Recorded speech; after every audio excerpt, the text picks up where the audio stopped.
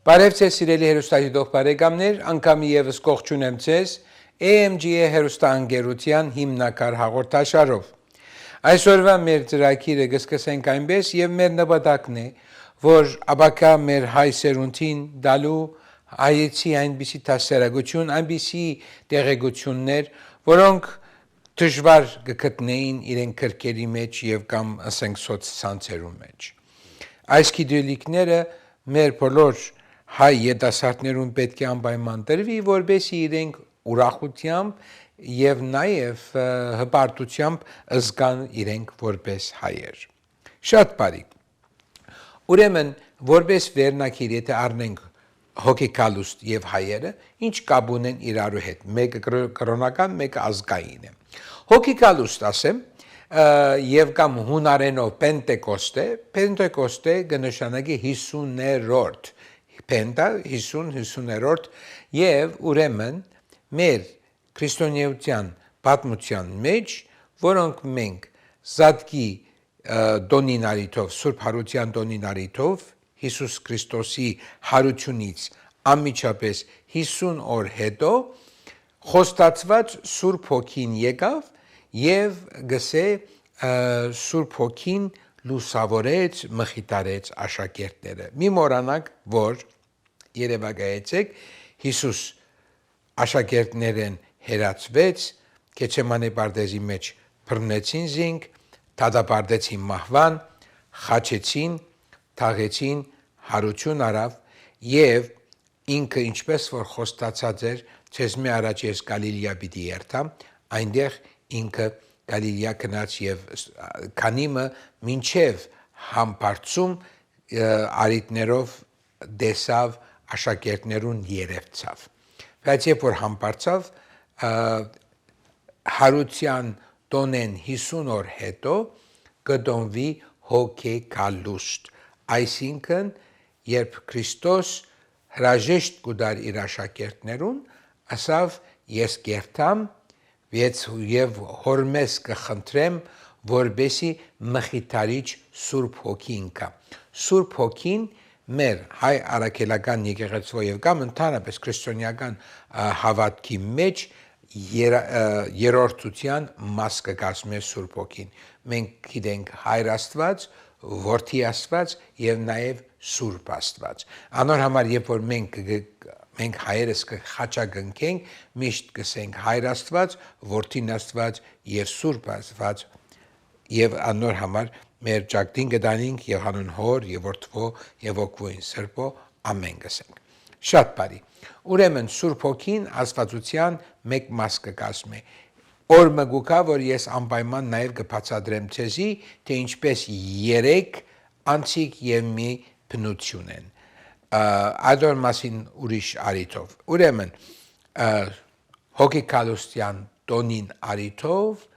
մինչև այդ ժամանակ աշակերտները այստեղ պիտի ուզեի, որ առաջին նկարը արդեն ցույց տանք, դուք հոստեղ կտեսնեք, տեսեք, եկ Սուրբ Հոգի ստեղծող էից, վերը նստողները առաքյալներու հետ միասին, նաև Հիսուսի մայրը Սուրբ Գույս Մարիամ Աստվածամայրներ եւ կողքնալ նաև Մարիամ Մագդաղենացին կար։ Հետո աշակերտները։ Իսկ արչեվը թիտողները այս նկարի մեջ նրանք էին, որոնք եկած էին աշխարհի տարբեր երկրներեն, հрьяաներ կամ հեթանոսներ, եկած էին Երուսաղեմ։ Ոմանք եկած էին աղոթքի, ոմանք եկած էին ուխտի եւ ոմանք նաեւ եկած էին եւ հավասիկ ինչպես կտեսնեք ամեն մեկու գլխի վրա այսպես գրագե փոցեր կա, որ տեսեք, մենք պատկերացում մարտարարածը միշտ պատկերացումով է սովորում ինչ-որ մի բան։ Եվ ուրեմն Հայր Աստվածը բարձրապես գիտենք, մի տարեց մարդ է սպիտակ մորուքով, սպիտակ մասերով նստած գահի վրա։ Հիսուսը գիտենք, որտեղ ինքը եկավ աշխարհ, ապրեց մեր նման մարդկային եւ խաչվեց ու հետո հարություն արավ։ Իսկ հոգեկալուստի մասին, Սուրբ Հոգու մասին միայն մենք գիտենք աղավնիի բանով, աղավնիի դեսքով գիտենք եւ ինչպես նաեւ գրագե փոցերով։ Վերջին ընթրիքի այդ վերնադան մեջ հավաքված էին աշակերտները եւ նաեւ Քրիստոսի տարբեր մոդիկ անձեր կանք անդեղ կհավաքվեին, կաղոթեին, բայց եւ նաեւ կվախնային, որովհետեւ ինչպես Քրիստոսը հալածվեց եւ խաչվեց ու թաթապարտվեց, այնպես նաեւ իր հաջորդը առաջին Մարտիրոսը դա Ստեփանոս Սարգսակն էր, նախա Սարգսակ կամ այն անձը,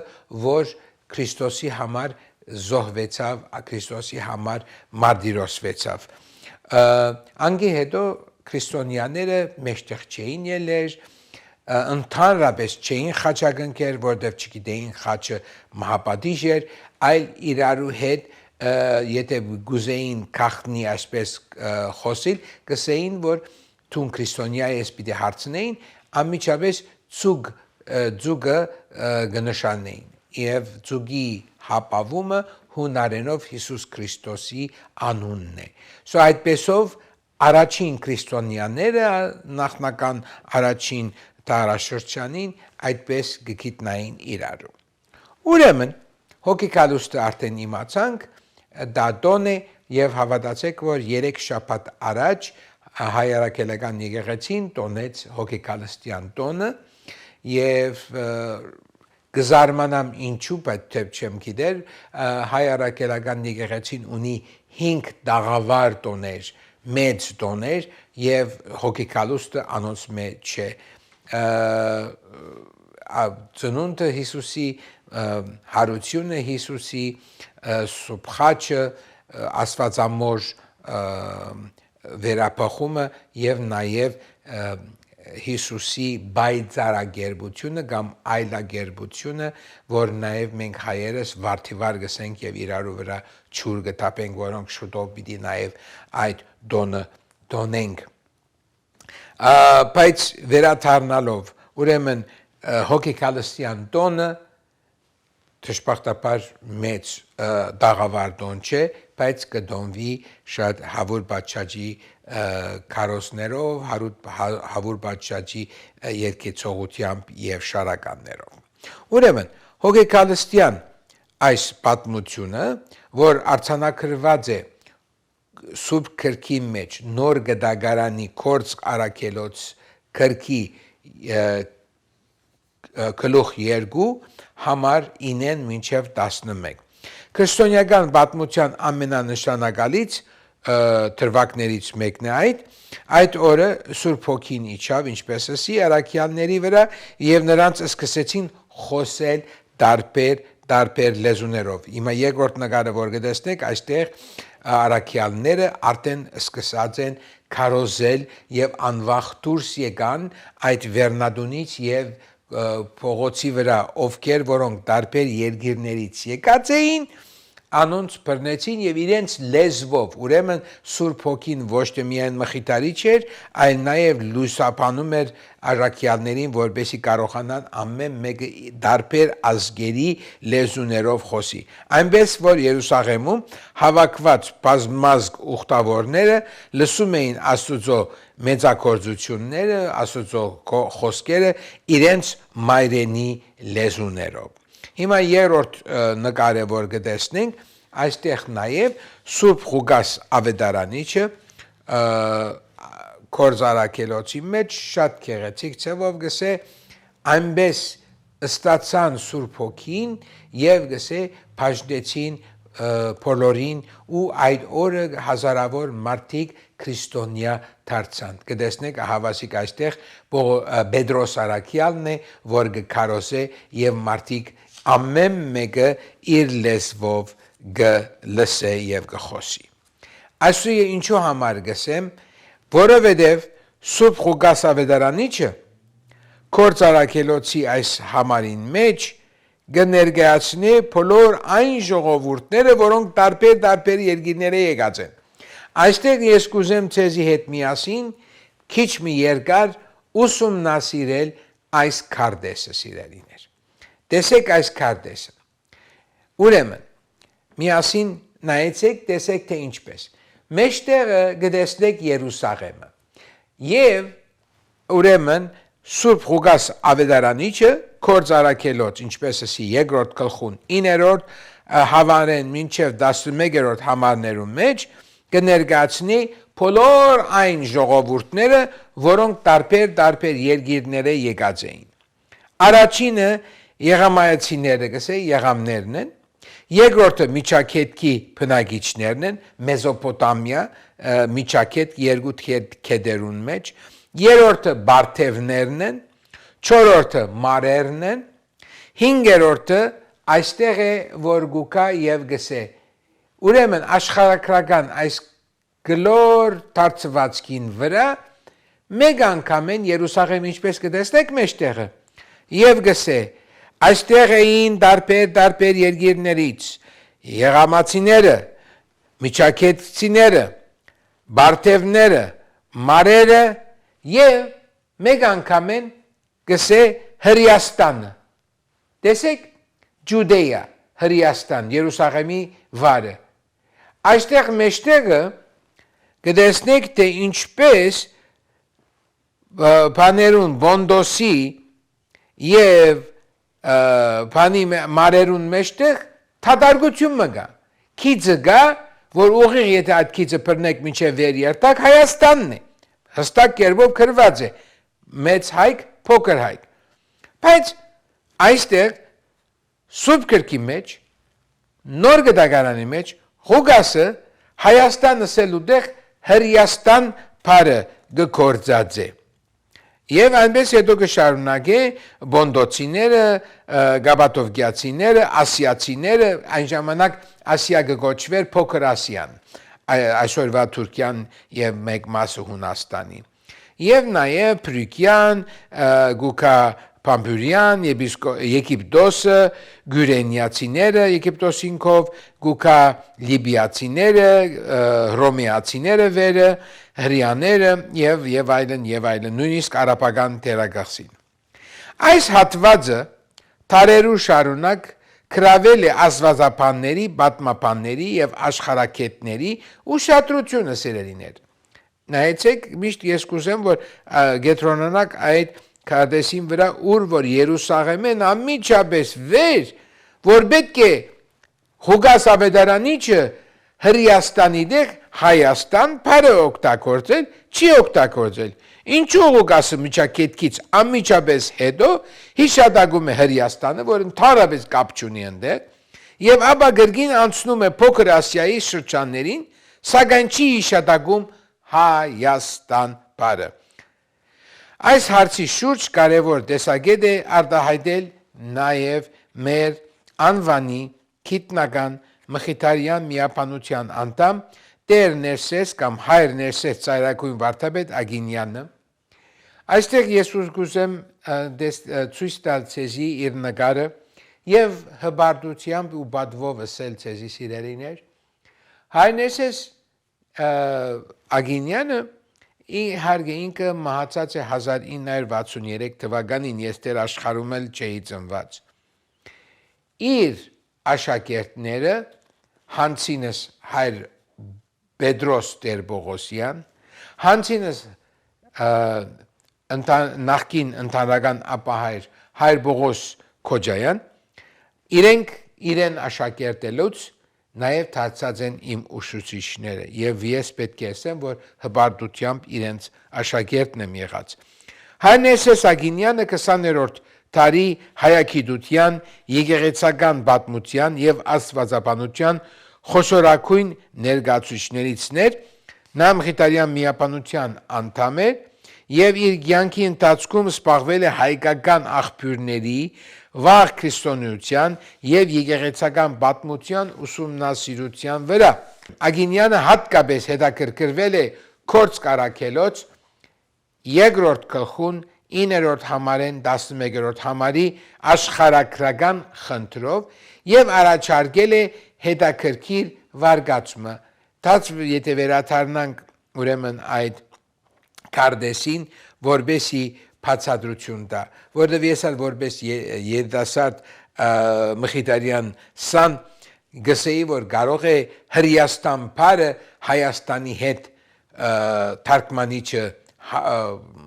շփոթած լինի։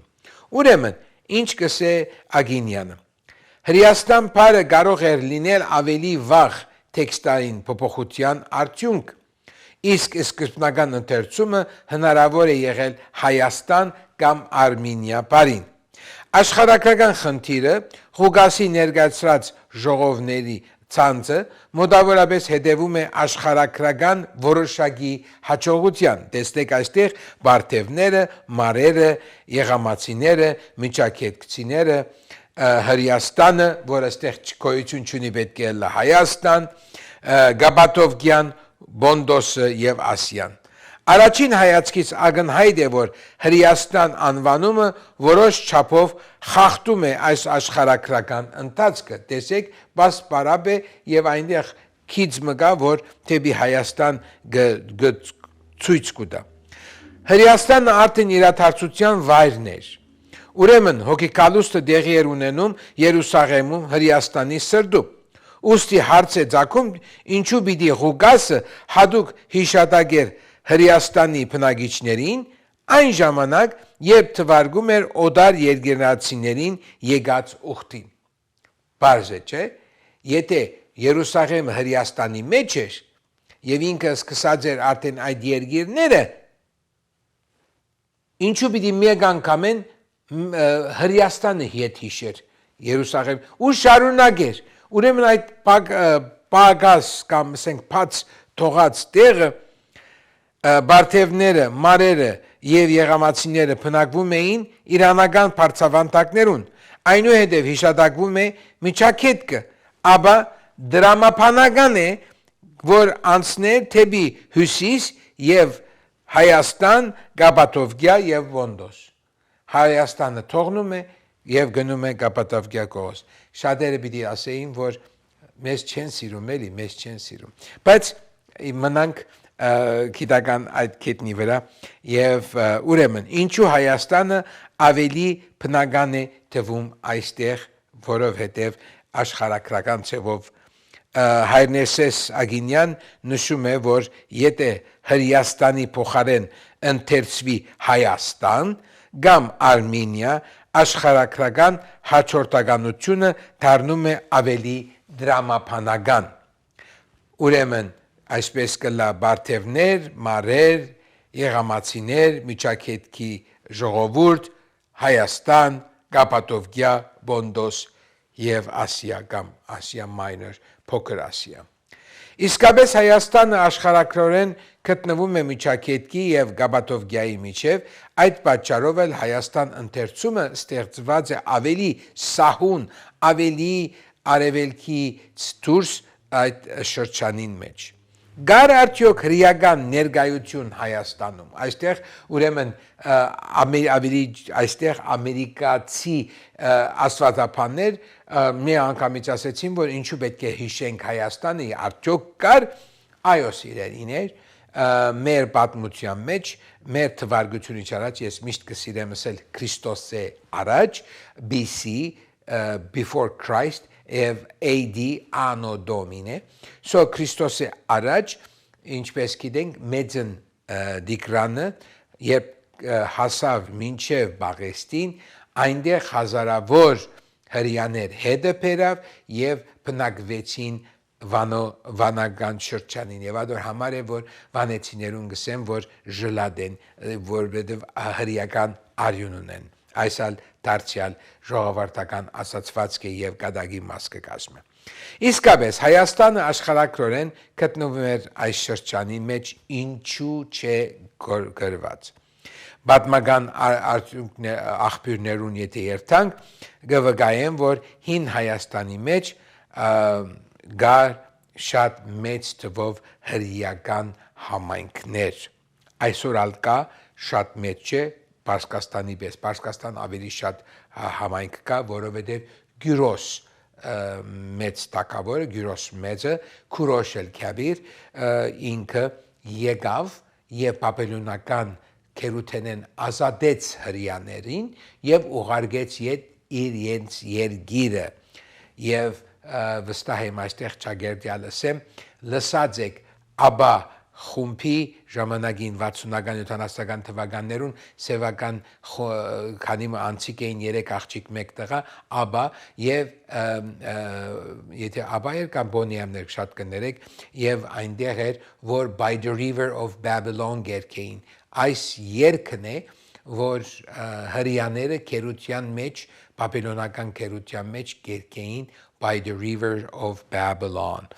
իրենք գողփային ինչպես մենք հայերս ունենք ողբ եթեսյո ուրֆան երբ որ գահրաջարակ եղավ բաների մոնգոլցիներուն այնտեղ նաև ողբ եթեսյո կրվեցավ եւ այդ ողբ եթեսյո երգը կամ այսպես ասած աղոթքը մենք կաղոթենք նույննալ սաղմոս դարձած է հрьяաներուն համար երբ բաբելոնյան քերության ժամանակ գսե by the river of Babylon we sat down yeah we were when we remembered the Zion երբ կհիշեինք Սիոնը այսինքն Երուսաղեմը շատ բարի ուրեմն դարբեր գուսեմ ես կամած արդեն եզրափական որովհետև չեմ ուզում շատ մասնակցած լալ այլ գուզեմ անպայման որ ցուկ գնաք բացեք կորց արաքելոց երկրորդ գլուխ 9:11 եւ դուք կարդացեք տեսեք թե արդյոք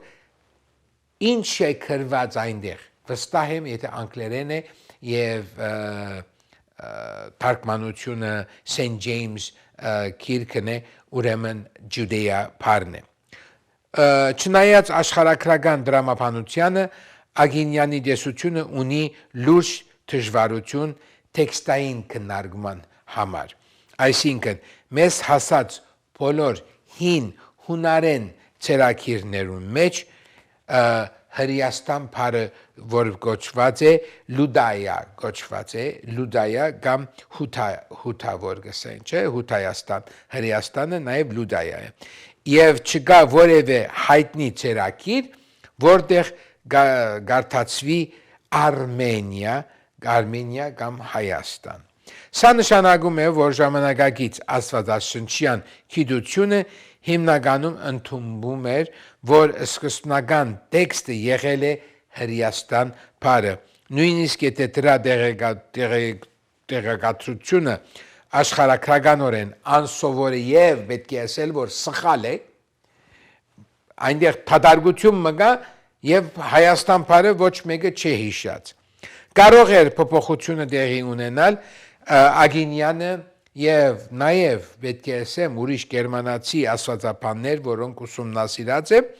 որոշ այլ գիտնականներ ենթադրում են որ եթե սկզբնական ընթերցումը եղել է Արմենիա Աբա փոփոխությունը թեպի Հրեաստան եղած է այս դեսությունն ալգա պետք է դեղի ունեցած լիներ շատ վաղ շրջանի մեջ թերևս մեր ունեցած ցերակիրներեն առաջ դեսականորեն դա հնարավոր է բայց սակայն առանց ցերակրային ապացույցների այդ տեսակետը մնում է ենթադրության մեջ բարձ բարերով որ ուզեմ բացատրեմ գա դեսություն որ հին ցերակիրներու մեջ